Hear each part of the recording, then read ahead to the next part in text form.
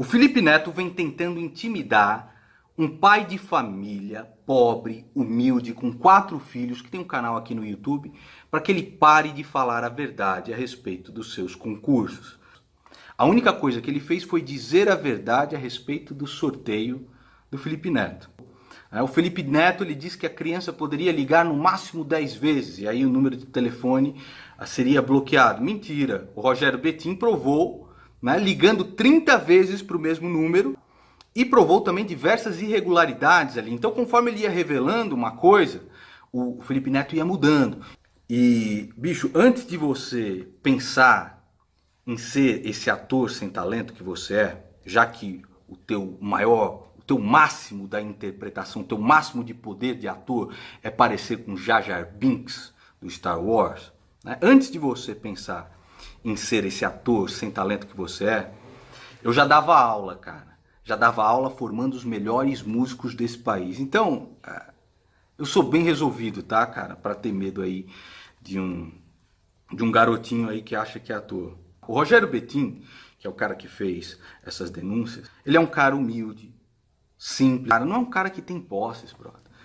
E o Felipe Neto é um cara que ganhou 170 mil reais em um mês, só com o canal dele. E depois vem com a conversa, o YouTube não me dá nada, o YouTube não me deu nada, o YouTube, o meu mamãozão não foi chamado para a festa dos tubes. Patético, é nojento, sabe? O Felipe Neto é também um fã declarado do Alexandre Melo, que disse que ia enforcar o professor Olavo em suas próprias vísceras em praça pública. O professor Olavo de Carvalho é um senhor de idade. Esse é o cara que o Felipe Neto declara ser fã. Ele fala, sou fã desse cara. Para as crianças que assistem essa porcaria, eu sinto uma dó gigantesca. É esse camarada que está influenciando os seus filhos. A filha do Bruno Galhaço, mais uma vez, é vítima de comentário racista e brutal na internet. Agora eu vou lhe dizer, antes de ser socialite, a senhora precisa aprender a falar. Não é problema, não. É problema, tá? Então, antes de ter dinheiro e fazer vídeo na internet, a senhora aprenda primeiro a falar, porque aí não fala tanta merda, não faz comentário racista a respeito de uma criança. É porque o nariz ficou muito feio, aí precisa falar merda de criança, é isso? Fez também com a filha do Justus aqui, comparou a menina com o boneco Chuck. Agora, lembrando que a filha do Bruno Galhaço também sofreu ataques racistas há pouco tempo atrás, por uma menina de 14 anos que também era negra. E aí Bruno Galhaço, que é também um intolerante e um hipócrita, vem falar que diz que não basta não ser racista, tem que ser antirracista. E essa homenagem que você fez, postou aí nas tuas redes sociais a respeito de Fidel Castro. Fidel Castro foi um racista nojento. Racista, Fidel prendeu e matou lideranças negras, extinguiu 550 organizações e impôs governo branco. Denuncia Carlos Moore, hipócrita. E também intolerante, eu lembro do UFC. Chegou lá para ver a luta, viu que tinha o Bolsonaro. Não fico perto de Bolsonaro e aí foi pro quarto fazer mimimi. Acabou de chover e os passarinhos estão tudo doido aqui. Estão tudo doido. Não é primavera, não. Não é primavera sim, só que tá chovendo. Bruno Galhaço, na minha opinião, também é um intolerante hipócrita. E aqui tem a denúncia do Carlos Moore a respeito de Fidel Castro. O candomblé foi banido pelo regime comunista em Cuba imediatamente, quando chegaram ao poder. Começaram banindo o candomblé, detendo os pais de santo, os dirigentes religiosos nossos, e jogando eles em campos de concentração.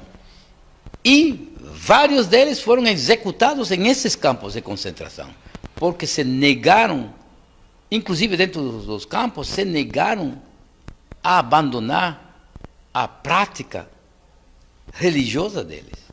Fidel Castro chegou e em 1961, no mês de junho, decretou a dissolução de todos esses movimentos que ele chamou de movimentos de racismo negro.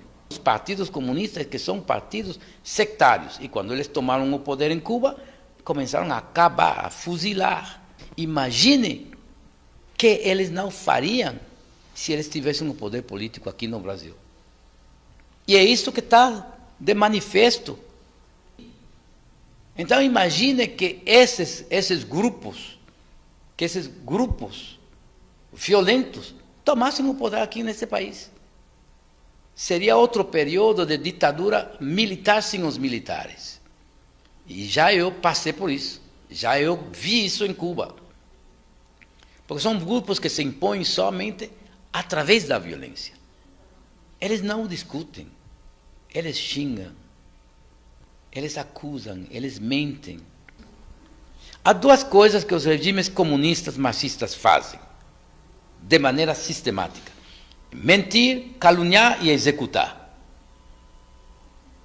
Hoje, para a União Soviética, se considera que mais de 20 milhões de pessoas foram executadas, jogadas em campos de concentração, jogadas em campos de execução, e milhões executadas. Não sabemos quantos desses 20 milhões foram executados. Regime chinês, parece que a Revolução Cultural somente matou 8 milhões de pessoas. Sem falar de todas as outras repressões fora da Revolução Cultural que houve nesse país gigantesco.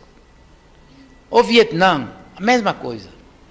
Coreia do Norte, você está diante de você, o regime de Coreia do Norte, matando até seus próprios dirigentes. O próprio general cubano Ochoa, um dos generais mais respeitados e queridos pela população, eles executaram ele. Executaram ele como um cachorro.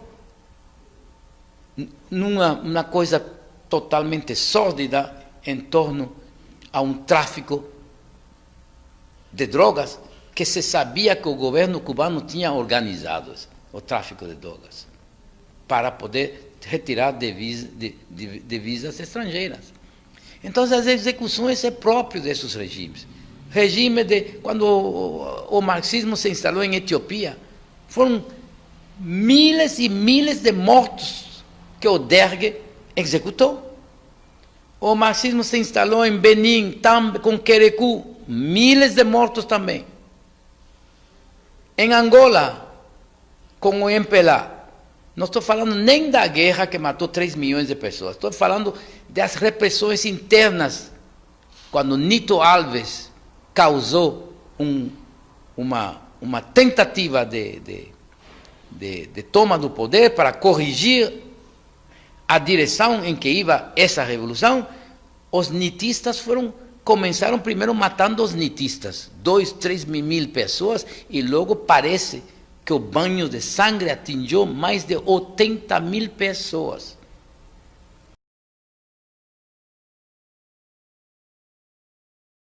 O professor estava dando aula de educação sexual quando de repente a danadinha resolve ensinar como colocar camisinha com a boca. Pergunte se alguém que é especializado nesse tipo de coisa, em educação sexual, sei lá que merda. Eu acho que isso deve ser, é claro, uma tarefa dos pais. Escola deve ser para você ensinar matemática, português, física, acabou, cara. Educação sexual na escola já é uma merda. Tava lá uma roda de alunos, e de repente ela pega uma bangolenta de borracha. O moleque pegou a manjuba, colocou ali na posição certa, e aí a professora, agora eu vou mostrar, e todo mundo... E aí a professora agachou, colocou a camisinha na boca e engoliu a manjuba, ali mesmo, na frente dos alunos, e os alunos... A escola brasileira hoje é uma fábrica de produzir putas, traficantes e bandidos. Então, há uns 2 anos atrás, falei, só falta os caras fazerem pirulitos de caramelo em formatos de pirocas e distribuírem nas cantinas. Porque o que aconteceu agora é muito mais louco, cara. O negócio é doido. Agora o que acontece? Se o garoto tem lá seus 16 anos, 15 anos, e decide ajudar o pai em alguma coisa, né? Um trabalho, alguma coisa assim, sei lá, serrando azulejo. decide ajudar o pai para serrar azulejo, para me deixar mais doido ainda. O que acontece? Chega lá o Ministério Público e fode o pai dessa criança, vai tentar tirar a guarda e o cara não pode trabalhar. Não, o que é isso que o menino tá serrando azulejo aí? Você tá doido? Agora uma professora dessas vai lá, dá uma manjuba de plástico pro moleque segurar, coloca uma camisinha na boca e enfia até a garganta. A escola brasileira é uma fábrica de formar, além de analfabetos funcionais, uma fábrica de formar putas, traficantes e bandidos. É assim que a nossa educação está hoje em dia. É triste, brother. E o Ministério Público, não, o que está acontecendo aqui? Não, isso aqui não está acontecendo nada. Esperamos que não seja assim dessa vez. Esperamos que o Ministério Público, ao ver isso, afaste essa professora, né? Essa é a primeira coisa para fazer. Depois, faça uma investigação e prenda essa mulher. Prenda! Escola é lugar de ensinar matemática, português, física, química e acabou. São 2 livros que eu recomendo para você entender toda essa decadência da escola brasileira. Não é à toa, cara. Pergunte aí pro seu vô, pro seu pai, como era há 50 anos atrás. O moleque não saía da escola se não soubesse de verdade. Mas depois que Paulo Freire se tornou o patrono da educação brasileira, vejam só o que aconteceu. Nós formamos analfabetos funcionais.